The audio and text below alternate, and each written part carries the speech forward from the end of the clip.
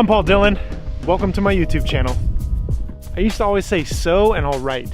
So, we came to Joshua Tree. Sadly, not to look for Heart Rock. That's gonna happen soon. Well, on the internet, I've been to Heart Rock. Does that count? Cody and I both really badly wanted to do a Holy Grail time lapse, like a really good one.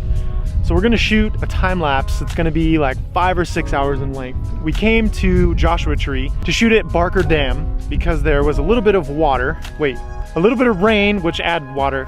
Long story short, Barker Dam was lackluster to say the least. So we came, this is our plan B, off the beaten path, found a really nice open area, not really touristy, not a lot of people.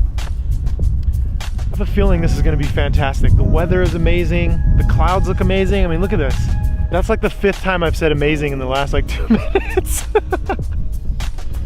This little area behind us, this is where we're going to set up our tent. This is our little humble abode, if you will. I think I'm actually gonna do a time lapse with a freaking Joshua tree in it. This is like what, the 5th or 6th time we've been to Joshua Tree and neither one of us has a time lapse with a Joshua tree in it? I have a Joshua Tree time lapse from Death Valley. Okay, he's trying to show off now and says he has a time lapse from Death Valley with a Joshua tree in it, but look at me, whatever. Got a new toy, got the 90mm macro. In fact, I shot some B-roll at Blue Roll. Wow, B-roll at Blue Bowl. Say that 5 times fast. B-roll at Blue Bowl, B-roll at Blue Bowl.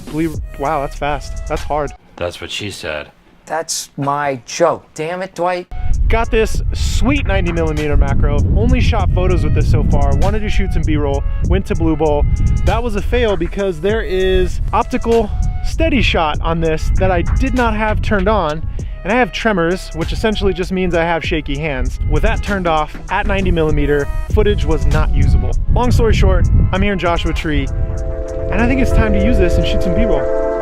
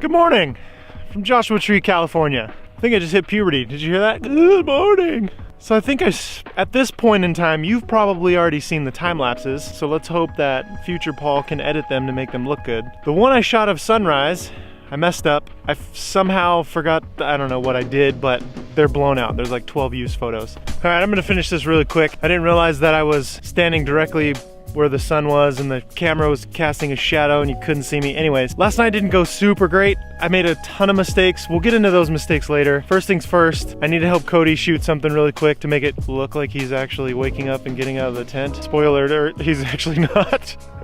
Wait, hold on, before I finish. You can see him standing up in the tent. See that orange thing right there? I'll get into everything. I keep hitting puberty. I'm gonna eat breakfast, we'll shoot some B-roll, and then I'll get into the mistakes, and hopefully you can learn and not make those same mistakes. Yeah, so we planned for a lot of things, but the one thing we didn't plan for was a dead car battery. We're gonna take the drone out.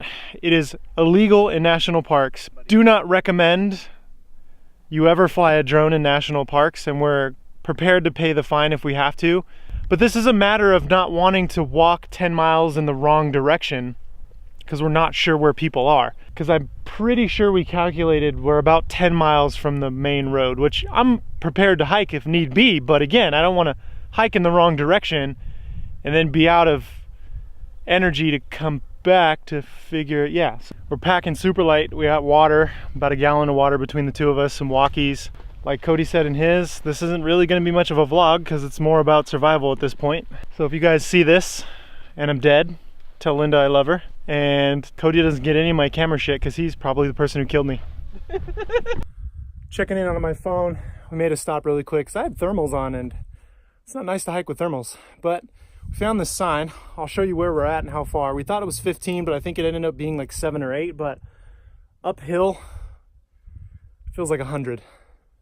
This is about where we were, and this is where we are now, and that's where we need to try, unless somebody comes down this road, that's where we need to go in order to get somebody to drive us back. We have 4.3 miles left to go. Let's do this. All right, update. I made it to the main road. Someone pulled down, so this is the road we're down, but like 8 miles down. Someone pulled down there, and I stopped and politely asked if they had jumper cables, and he said no and drove off. Didn't ask if I needed help. I hear a car coming. I'll check in just a moment. So numerous cars have drove by. I'm waving my hands like this to stop. People are just waving as they drive by. But there were a few really cool people who actually stopped, but sadly did not have jumper cables. So here comes another car. Let's do this all over again. How relieved do you feel though? I feel super relieved. Katie, our hero. All right, so we're back at the car. This lovely park ranger, Katie, saved the day. She has jumper, like a little jumper box. And looks like we're gonna get out of here safe. So you guys will get to see this video after all. Katie, if there's any crazy chance you're watching this, thank you so much for being the kind ranger that you are, saving us. Oh, home safe and sound. Was nowhere near as scary as Death Valley. I knew for sure we were gonna get home. It wasn't that big a deal. That's why we stayed close to a main road.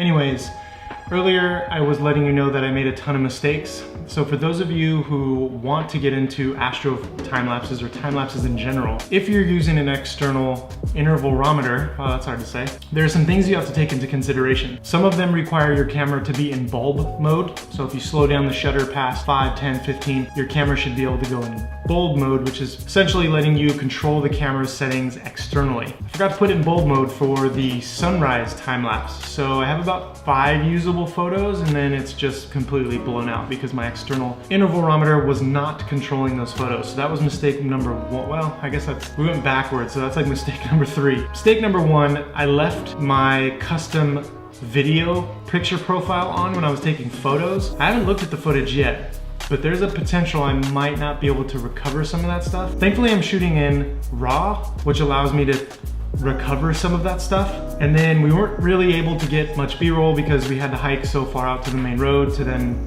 thankfully we found that ranger. I learned a lot. If I'm gonna get into holy grail time lapses, I shot about 5 hours on a 100% charged battery, and when I went to go check on it, that's when I A, noticed the picture profile, and B, noticed I had about 10% battery left. So I'm thankful we actually checked on it. So I think if I'm gonna really dive deeper into doing holy grail time lapses, I'm gonna have to get a battery grip. That's beside the fact. This is where I'm gonna conclude this week's vlog. If you dig this video, let me know by hitting that like button. If you like this kind of content, consider subscribing to the channel. And remember, 1% better every day.